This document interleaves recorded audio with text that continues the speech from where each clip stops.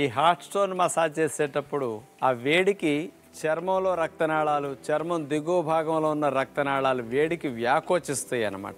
సూక్ష్మమైన రక్తనాళాలన్నీ సింగిల్ రోడ్లో ఉన్నాయి, వేడికి డబుల్ రోడ్లా వ్యాకోచిస్తాయి. వ్యాకోచించేసరికి ఏమవుతుంది, ఎక్కువ బ్లడ్ సప్లై ఆ బ్లడ్ వెజల్స్ లోపలికి వెళ్ళటం కోసం అట్లా డైలేట్ అవుతాయి అన్నమాట. అందుకని బాగా వ్యాకోచిస్తే బ్లడ్ సప్లై పెరుగుతుంది, వేస్ట్ కూడా బయటికి రావడానికి మంచి అవకాశం కలుగుతుంది. అందుకని ముఖ్యంగా మన శరీరంలో బడలిక బాగా పెరిగిపోయి నొప్పులు ఎక్కువ ఉన్నప్పుడు ఇలా చేయటం ద్వారా మజిల్ రిలాక్సేషన్ బాగా కలుగుతుంది అన్నమాట.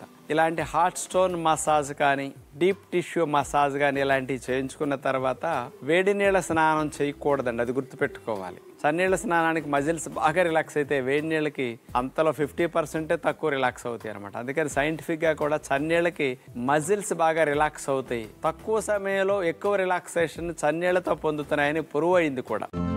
ఈ రోజే డౌన్లోడ్ చేయండి, మీ ఫేవరెట్ షోస్ చూడండి.